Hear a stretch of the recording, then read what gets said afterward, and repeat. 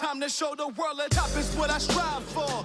Greatness is a journey I'm willing to strive for. Consistency is key and I don't take no time off. Against the odds, I put it all on the line for. A lesson learned for every flaw I'm gonna make. Consequence I undertake. Putting all my trust in faith. Failure won't become my fate. 10 toes down, I never fold. Give it all to reach my goal. As my name is Stone, when my story's told. Say I did it for the...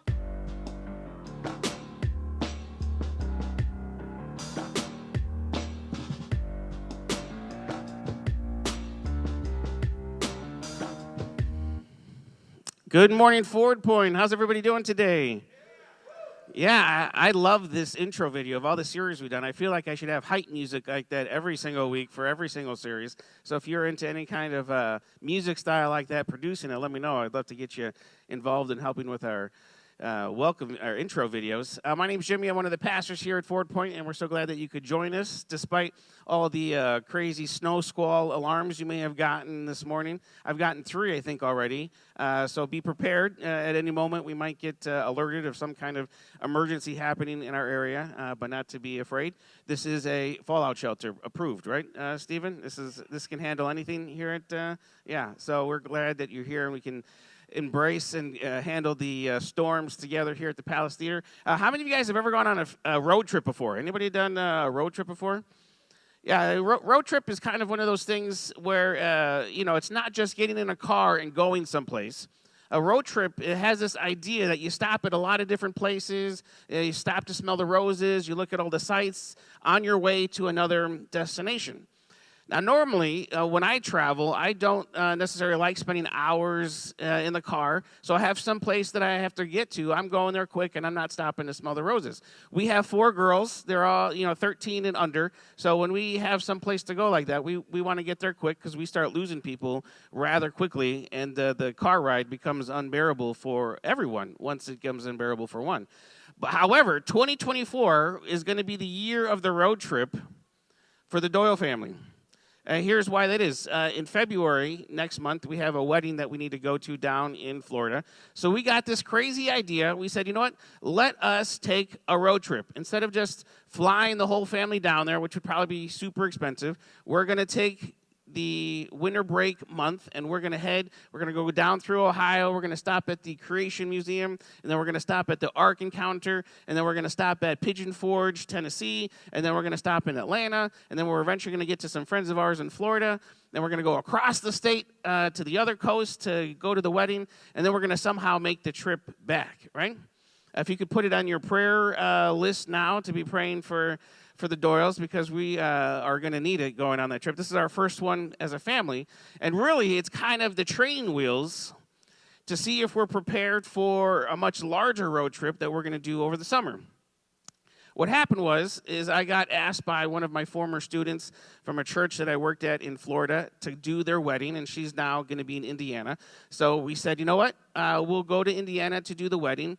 And then there's this other thing that was going on in Colorado. About a week before that, there's this radio program called Adventures in Odyssey. It's a radio program that I grew up listening to as a kid, and now my kids listen to it every night going to sleep. So we're, a huge Adventures in Odyssey family. It's the longest running radio program that's out there, and they're going to be celebrating their 1,000th episode, and they're doing this really big shindig out in Colorado Springs, Colorado, right? So we thought, all right, Indiana is kind of closer to Colorado Springs than what New York is, so we're already going to be out there. So let's fly out to Colorado Springs for that event, and then we're going to do all sorts of road trips in the Midwest, and then we'll make it back for the wedding and then drive back up to New York from the wedding. Now, as you can imagine, it's been quite the adventure trying to get 6 people, 5 girls, 1 boy, to all agree, it's an important detail, to all agree on what we're going to do in said trip. And not alone just agree, but how we're going to plan to do this trip. If you're like me, then, I just kind of go by the seat of my pants, and that morning I kind of do for the day whatever I feel like doing. My wife, on the other hand, she's a teacher, now administrator, and she's much more of a spreadsheet kind of gal. So she created a note, and she's got option A, and she's got option B, and she's got a combination of, half option A and half option B of what this trip is going to look like. So we've been planning on it for weeks. We told the kids, all right, the year 2024, starting with Christmas, nobody's getting any presents for Christmas or for birthdays. Everything is just going into these trips that we're doing. So we've been planning and preparing. And then last night, after I think we have most of this all settled, I get all these texts about the girls don't want to do this. The girls don't want to do this. Because if you know anything about the Midwest, what looks like on a map a simple journey from one spot to the other is translated into hours and hours driving in the Sahara Desert, right? 100-plus degree days. So we had to carve out about 2 days' worth of driving out of our trip and doing different things because when you start to put it into the MapQuest application, you start to realize there is no way that we're going to survive doing that kind of journey. Physically, we might be able to do it. But as a family, I don't know that we'd be able to stay together after doing that kind of journey. And it kind of got me to think about what would cause anybody in their right mind to do this to themselves. And it came back to this idea, it all based around this invitation from this young lady who I knew about 20 years ago, spent about 3-4 years being a part of her life, that now we're willing to kind of spend a whole week, almost 2 weeks, enjoying this time together just so that we could be a part of this wedding that they asked me to do, right? In my profession, being a pastor, you get invited to do a lot of things, and unfortunately, I have more funeral director friends than I have people who are wedding planners, so I've done a lot more funerals than I have done weddings. But to be a part of someone's wedding, to be a part of someone's, special day, of all the people that they know, that they would invite me, knowing that I live all the way across the country, to come and be a part of this moment, it then, kind of causes you to do some things you maybe wouldn't normally do. Well, last week we started this conversation talking about this idea of the greater reward. Right, and the greater reward is that in life, there's going to be times when the immediate reward adds maybe something to my life now, but the greater reward multiplies to my life later on. That maybe if I set aside something now to invest, that instead of taking the immediate money now and spending it, if I save it and accrue interest, the greater reward comes down the road after I've had the discipline to leave it in the bank and allow the interest to accrue, that later on there is a greater reward that can come out of that, right? But unfortunately, we live in kind of this immediate J.G. Wentworth, I want my money, right? It's my money and I want it now kind of culture. But we started off this idea last week recognizing that the greater reward is better than the immediate reward. And we looked at this idea in the parable of the soils. At the end, Jesus kind of gives us a hint of what it looks like to have a greater reward. He talked about how some fell on good earth and produced a harvest beyond his wildest dreams. And if you know anything about a harvest, or if you know anything about growing things, you know that it's not an overnight process. You just don't put a seed in the soil, and the next day there is fruit. It's this process that takes time. That in fact, it takes a constant getting it in the right sun, giving it the right amount of food, giving it the right amount of water. And if you do all these things well, then maybe in a few weeks, a few months, you might be able to enjoy the flower, or you might be able to enjoy the fruit of this thing that is now growing. And Jesus gives us this idea as we transition from just, am I the right kind of soil, but now am I developing the heart of the farmer who just wants to lavishly throw out this seed wherever he can in hopes of experiencing a harvest beyond his wildest dreams. A harvest beyond his wildest dreams represents more than just a big crop. It represents people coming into relationship with Jesus. And this morning, we're going to dive into another story that revolves specifically around Jesus. And the end of the story, I want to kind of give you a little spoiler of why we chose this story for this morning because of how it ended. And this is how Jesus describes this interaction that he just had in Matthew chapter 26. He says after this interaction, he says, you can be sure that wherever in the whole world the message is preached, that what she has just done is going to be remembered and admired. When I read something like that, I get this idea about, man, what would it be like to live a life, to act in such a way, to be able to do things in such a way that that story lives on beyond just the day that it happened. Maybe lives beyond just the week that it happened, even beyond the year that it happened. What would it look like for it to last even beyond the lifetime that it happened? What could it look like to live, to do something in such a way that what you just did is going to be something that is remembered wherever in the whole world where the gospel is preached, what this person just did? And when I think about my life and the things that I do, the things that I invested in, the hours that I spend on things, I'm challenged to realize that a lot of what I do is not going to live on beyond the 45 minutes it took me to watch it. Right? Maybe won't live beyond the day that it happened in because I'm living for such small reward, an immediate reward now.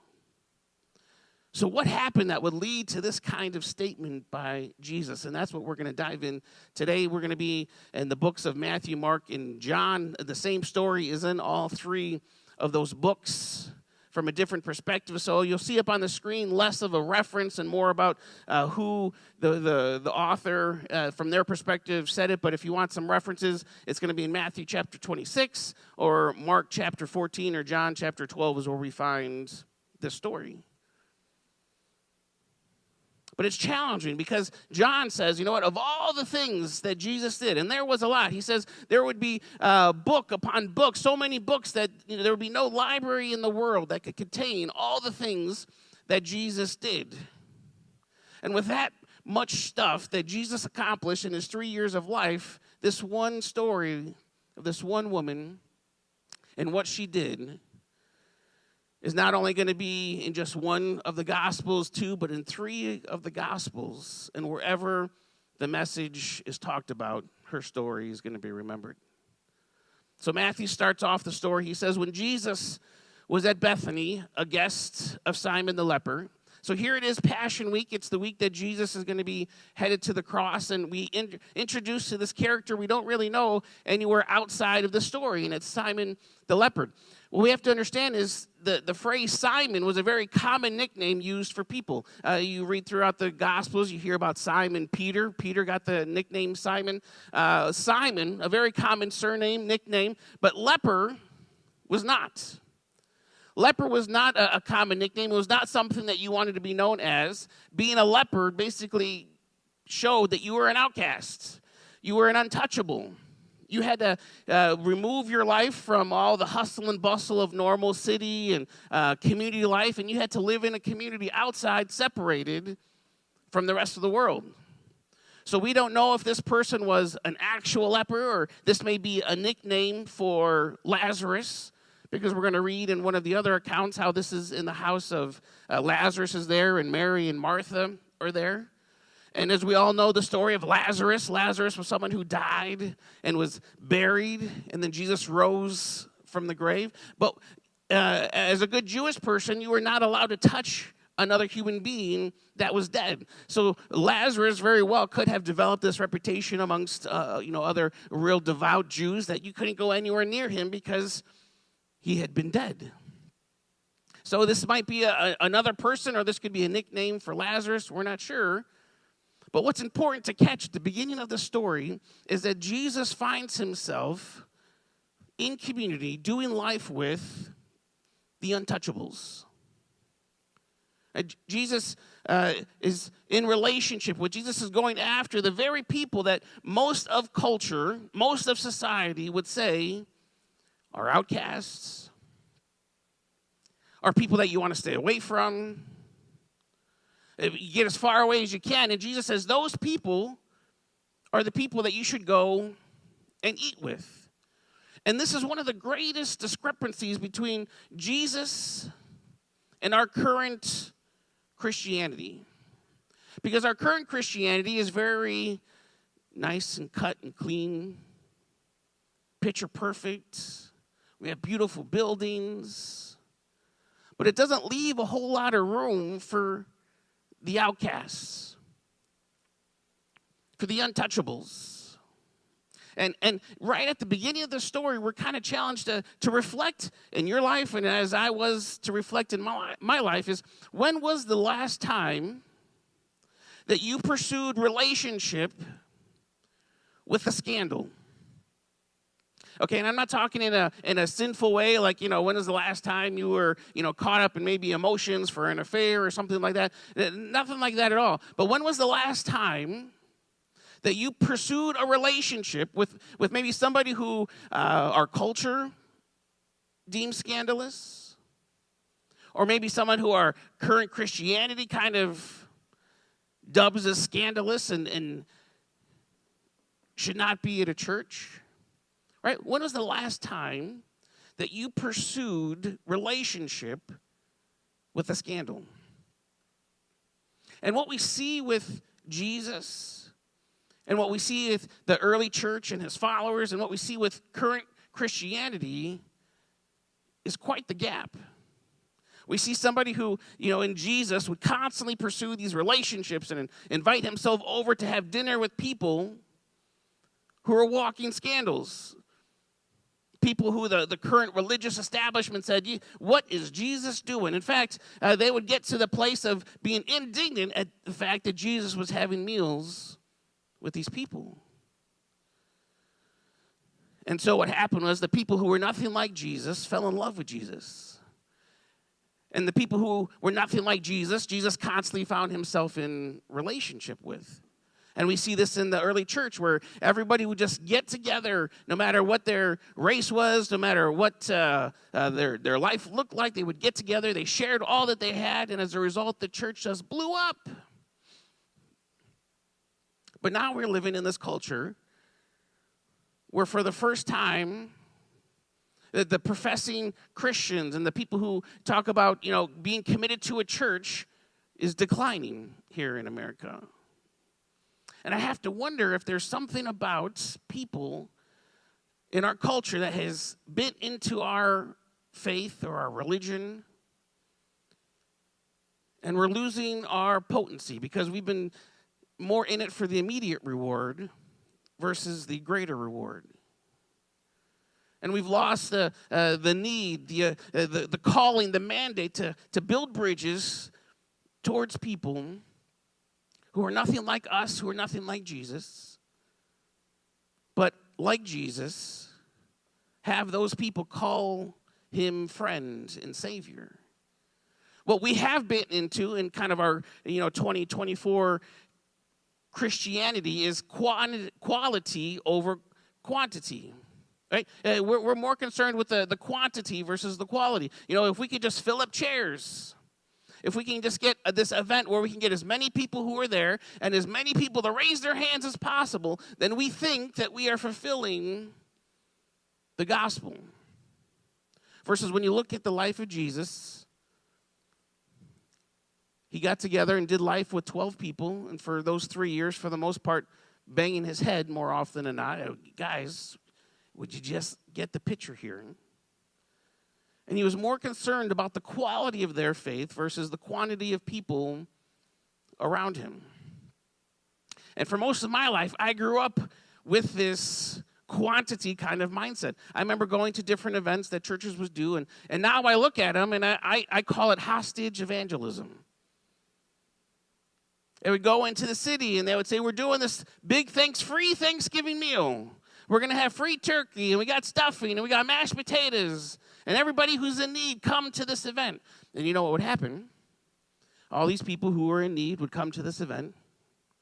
But the people would say, all right, sit down at the chairs, and you can't have the food. We can't have the meal until you listen to this guy get up and share about Jesus. And we held people hostage. And there would usually be multiple altar calls, right? There would be the first one, and nobody would raise their hand for the first one. And then the guy would go back and preach some more, and then he did another altar call, and gradually people started to realize, okay, if I just raise my hand, and if everybody raises their hands, this guy stops preaching, and we can just start eating. And more people raising their hands as a result of hostage evangelism versus the quality of their faith, right? Less about someone coming alongside them and doing life with them and helping them understand who this Jesus is. And we just thought if we can just check off 50 or 100 or 1,000 this week of people who raised their hand, more concerned with the quantity versus the quality. And what would it have looked like for someone just to come alongside somebody to say, you know, I want to spend my life helping you in your life. And quality is not as sexy as quantity. Man, being able to say that last week we had 100 people raise their hand, that sounds really good as a pastor. That sounds really good as a church that's trying to grow and reach their community. It's not as sexy as saying, you know, I'm going to give my life over to this one person for the next week or month or year or however long it takes. Because we've looked at these numbers before, right? We could hold some kind of tent meeting or a revival setting here at the Palace every day. And if every day we had 1,000 people raise their hand to say, yes, I want to follow Jesus, that would take more than my lifetime and more than your lifetime and more than all the lifetimes in this room that's represented to reach the world. It would look cool. It would sound cool. It'd be a great story to tell on Monday or the next morning. But consider that with the greater reward, what if for a year I said, you know what, I'm just going to give my life over to you. You have unlimited access to my life, and we're just going to talk about God and where we see God moving in our life. And I'm going to choose to be a disciple who makes disciples. And if I did that for a year, and then after that year, both of us decided to do that for other people for a year, and then after that year, if all of us decided to do it for another person in our lives, do you realize that we could reach the entire population of the world after just 30 years based on the power of multiplication? Based on being able to say no to the immediate gratification of the quantity of our results, and yes to the long-term investment of quality in people's lives.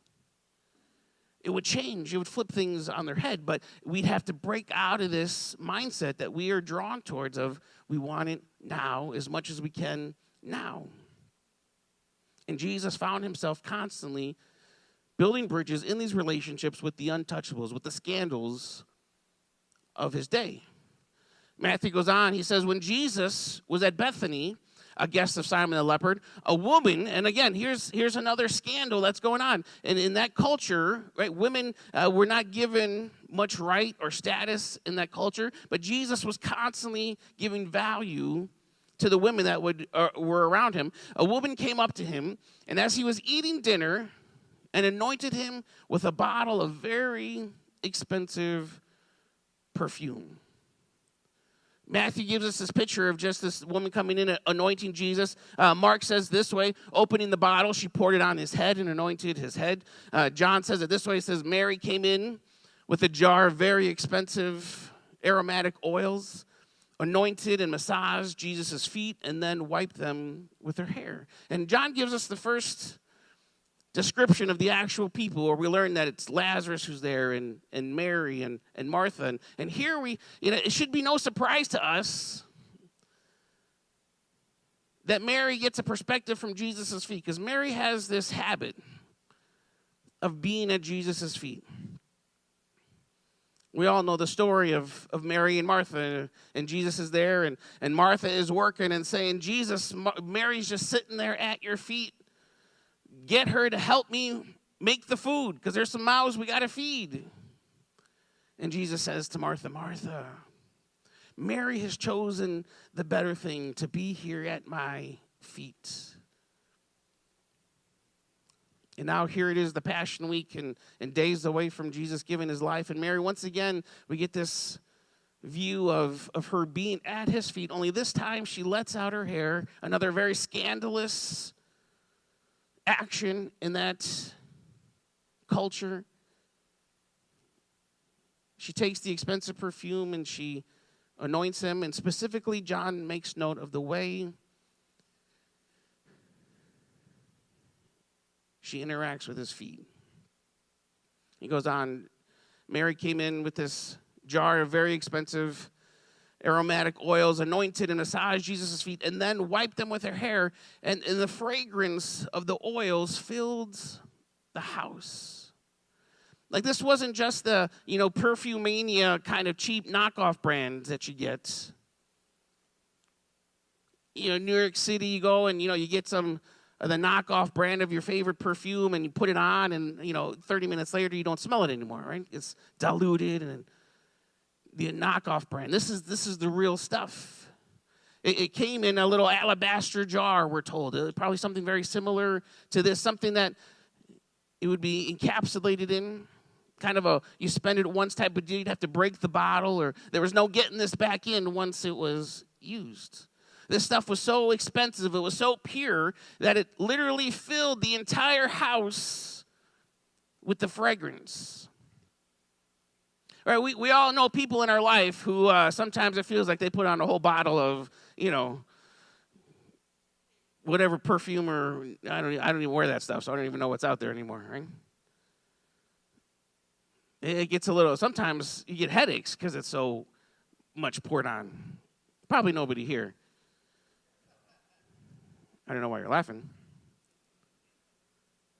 But this stuff that she had was so pure, so potent, that she used it. And it filled up the entire house with the aroma. Matthew says, when the disciples saw what was happening, they were furious. The word used is this idea of being indignant. The disciples became indignant. It's this idea that they're getting upset, like they can't believe that this is happening. We might use the term righteous indignation, right? There's sometimes some things we get really upset about, we get really angry about, and we feel like because we're right, it's a righteous indignation. But this phrase is only used a few times in the Gospels of being indignant. The first time we see it is we actually see it by the Pharisees. The Pharisees become indignant at the fact that Jesus is eating with sinners. He's having meals, and the Pharisees asked the disciples, and it says they became indignant. Why does your master eat with these sinners? Elsewhere in the Gospels, we see this word used by Jesus. And to describe Jesus, it says Jesus became indignant. And listen to why he became indignant. He became indignant because they would not let the little children come to him. And he says, let the little children come. And another time, Jesus is described as being indignant when there was somebody who needed to be healed. And he was kind of being pushed out as a result of his sickness. And it says that Jesus indignantly said, do you wish to be made well? And he made him well. You see, the thing that made Jesus indignant was being separated from people. You have the Pharisees who become indignant because they're losing their grip on people. And here it's interesting. We have the disciples, and the disciples see what's going on here. And this is the only time that the disciples are described as indignant. You see, the Message translation translates it furious, anger. But between the example that the Pharisees have and the example that Jesus lived, which indignation does theirs more resemble? It resembles that of the Pharisees. This idea that this woman would come in this scandalous act, and she would use this jar of perfume. It made them furious. And here's what we can take away about our own lives, is the thing that makes you indignant reveals your priorities in life. Right? Just think about this past week. When over this past week do you recognize in your life the times that you started to become indignant, the times that you started to get angry? And what you'll have, if you write them down and you kind of look them over, is a glimpse into the priorities of your life. For the Pharisees, it was their control, it was their power, it was the religion that they had established, and Jesus was a threat to that. For Jesus, it was that there was broken relationship, and how dare people keep me from my creation. That's what I'm here for. And for the disciples, we see that it was something other than what Jesus was living for, what Jesus had spent the last 3 years showing them about. And they were angry. They were furious.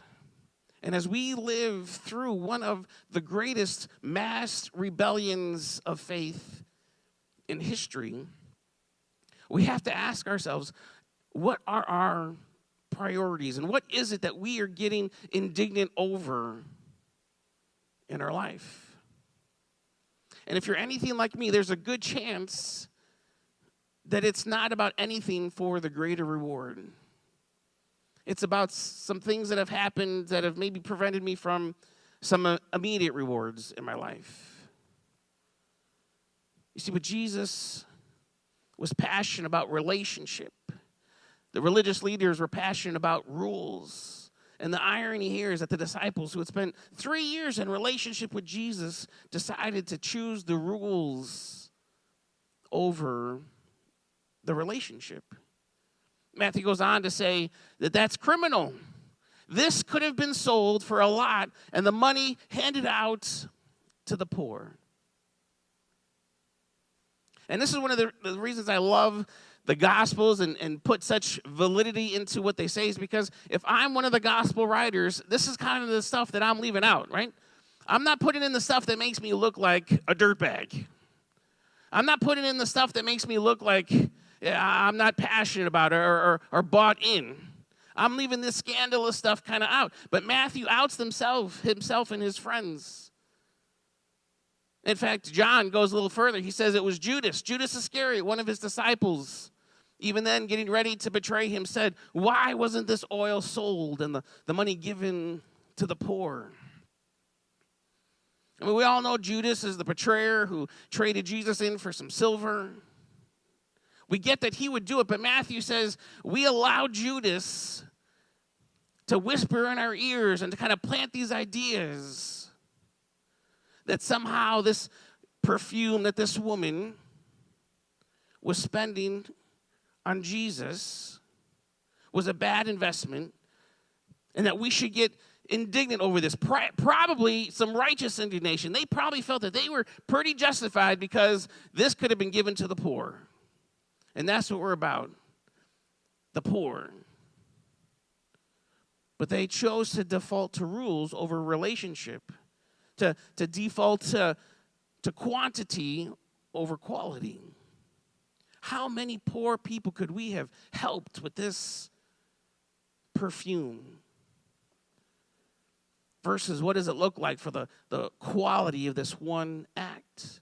And while Judas had his ulterior motives, he used his righteous indignation to rally up the rest of the group to all move them towards this indignation. In fact, Mark tells us a little bit about just how much this was worth. He says, this perfume could have been sold for well over a year's wages and handed out to the poor. Right? When you think about Mary and this gift that she comes to Jesus with, we don't know what it was for, but we can speculate. There's a good chance that this represented Mary's dowry gift, right? Something so precious. Some of the translations tell us it was nard, and not just any kind of nard, but spikenard. The purest form is this plant that grew in India that somehow had made its way into this jar that she now possessed, worth a year's worth of wages. Think about what you make in a year, and she's holding that in her hands, and in a moment she just pours it out over Jesus. Maybe representing her future, at someday hoping in this relationship where she would be taken care of. Or maybe at some point when she moves out with her family, with Lazarus and Martha, that this would represent the down payment on a house and some kind of a pile of gold to get her up and running in a future business, whatever. It represented security, future.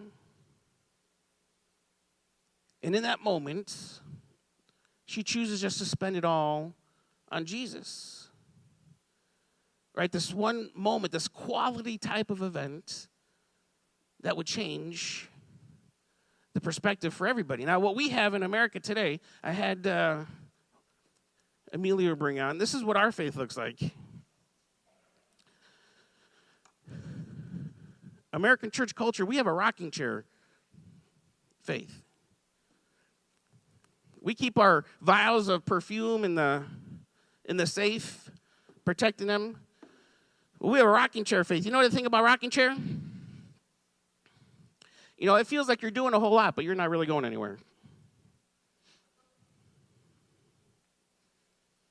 Right? And our Christianity, what we've done is we got all sorts of things that we're doing a lot of quantity type of things.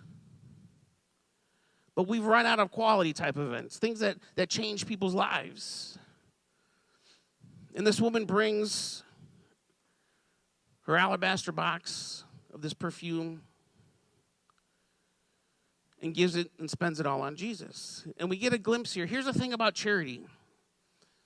Charity without relationship, Forward Point, leads to enablement.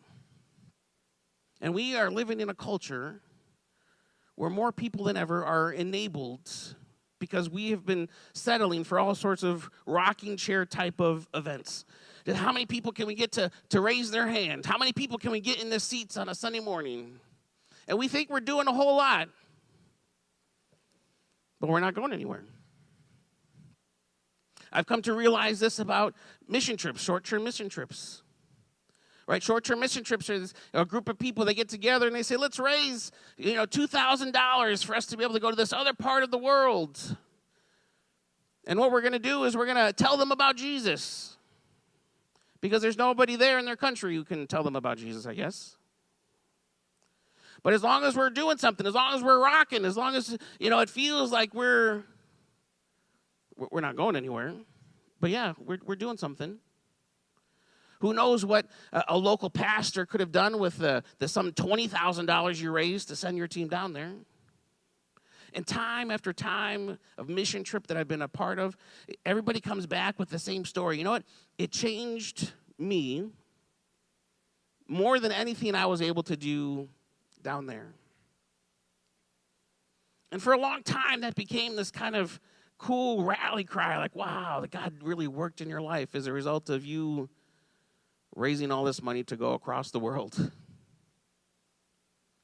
Well, you know what? There's people across town who could use whatever it is you felt you had to do across the world.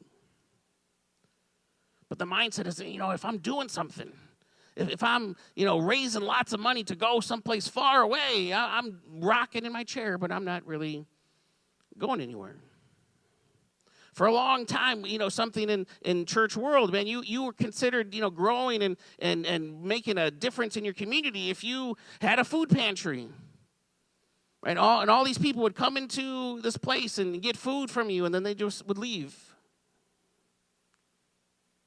And you just spend money, have people donate, not doing anything that is building relationship with people, but you're rocking in your chair. It feels like you're doing something, but you're not going anywhere. Right? And this is really the difference between the story of the idea behind giving people fish versus teaching them to fish. Right? You've probably heard the example. We could spend the rest of our lives just giving people fish. Feeling like we're doing a whole lot.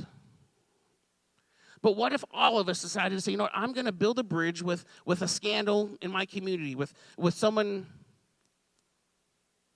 with a relationship with somebody, and I'm going to invest in it. How do I help them learn how to fish for themselves? How do I show them what it looks like to get the right This is probably a terrible analogy because I don't know anything about fishing, so I don't know, fishing pole and bait and all that kind of stuff. How do you get them to understand that process, and then you get them to understand the water and the right times to go out? What does it look like? That looks a little bit more like saying, you know what? The time that maybe I wanted to spend on my retirement, on my man cave, on something valuable and important to me, I'm going to pour out. For the sake of investing in this one person, man, it's not as sexy as the thousands coming to Jesus all at once. But it's an investment of teaching this person how to fish, so now they can fish for themselves. And now they just don't fish for themselves, but now they're telling some of their buddies who they don't know how to fish either. They're struggling to make ends meet. They're struggling to feed their family, and now they're showing their buddies how to fish. And this is the difference between our current Christianity, is we have a lot of people who just are content rocking in a rocking chair, and nobody's bringing their alabaster jar full of what means most to them in the world and laying it at Jesus' feet. I mean, some of this stuff, don't get me wrong, some of this stuff is good. Some of this stuff, you know what, Forward Point, we need to start there. We need to start in place.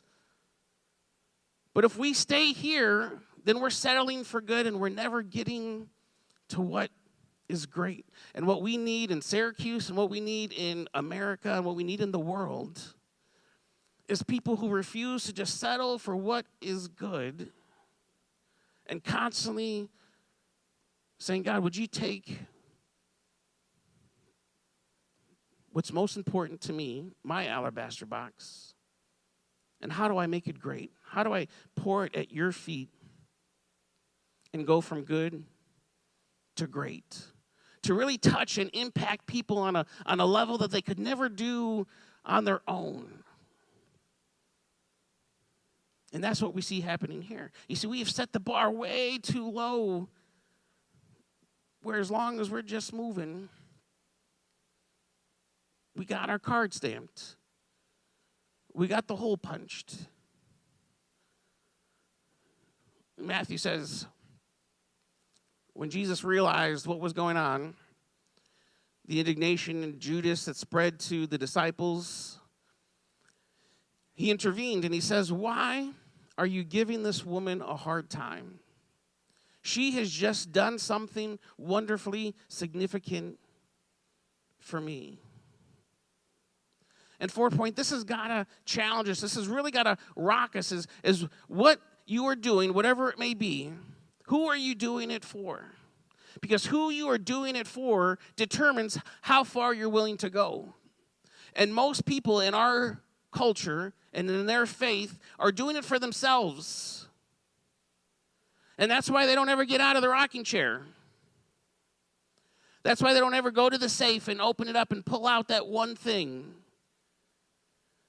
that means more to them than anything else, and say, God, I'm just going to pour this at your feet.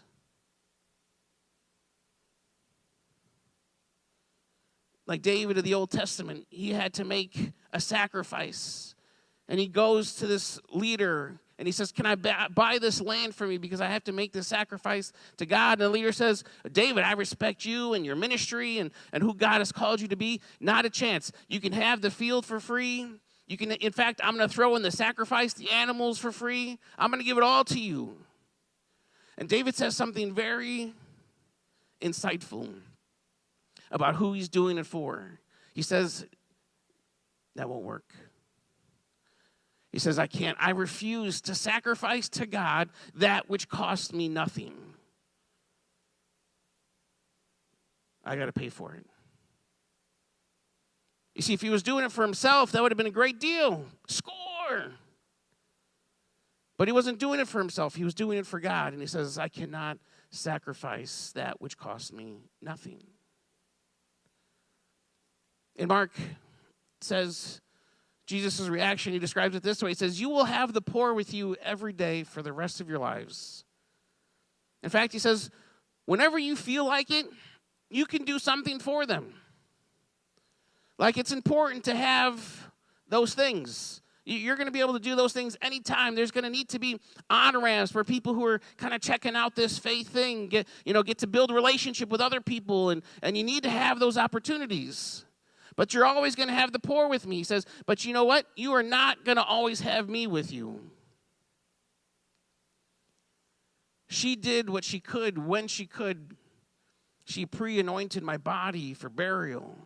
You see, things are about to hit the fan, and this wasn't going to suffice a week later. Right? If she's sitting there and she's thinking, man, should I do this today? The disciples are there. They don't really like me. This is super expensive. Maybe if I use a little bit on myself first, and then later on I'll give Jesus what's left over. Like, this doesn't work a week later. This doesn't work if it's not all of it. At any point, disciples, when I'm gone, you're going to have times to be able to give to the poor and to minister to the poor. And in fact, much of the New Testament we see where everybody's given whatever they have, and the poor are being taken care of. But Jesus said there's a greater reward where right now in your life, if you choose to sacrifice, to invest, you're not going to maybe see the results today, maybe tomorrow, maybe not in a year from now, but you're investing, you're laying the groundwork for a greater reward by giving over this jar, by choosing to build a relationship, to teach somebody to fish. That's the kind of difference that it's going to make. And in fact, as a result, where we started, he says, you can be sure that wherever in the whole world and all of heaven, wherever this message, this gospel, this story is told, that what she has just done is going to be remembered and admired. It felt like a huge investment for her, but she refused to give to God that which costs her nothing. She chose this, in the scheme of eternity, this small investment for a much greater reward.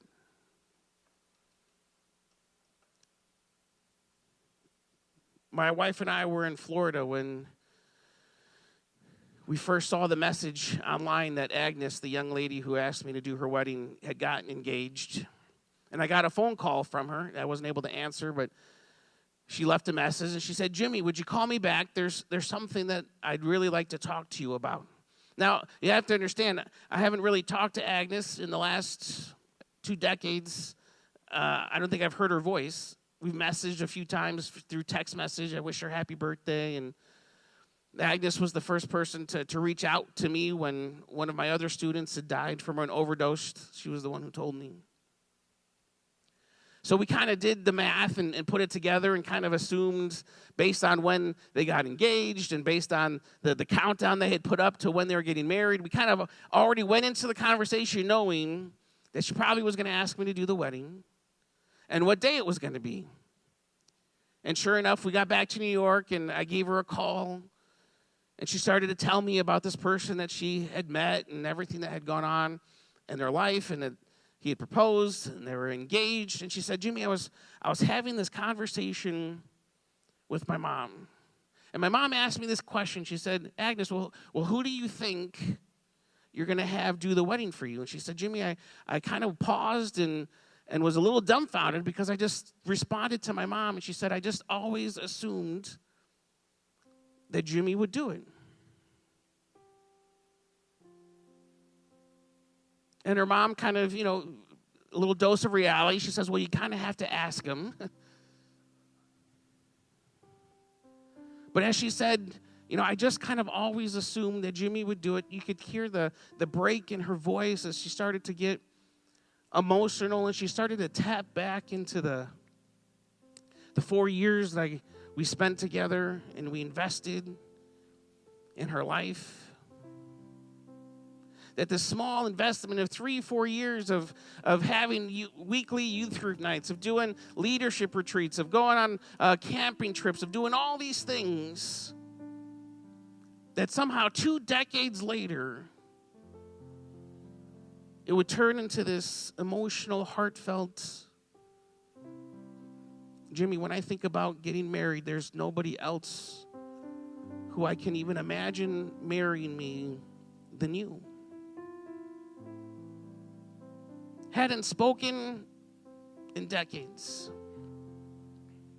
But because of the eternal, the greater reward that we chose to live there in Florida and in other places in our life, wasn't that week, that year, that decade, but decades later would come back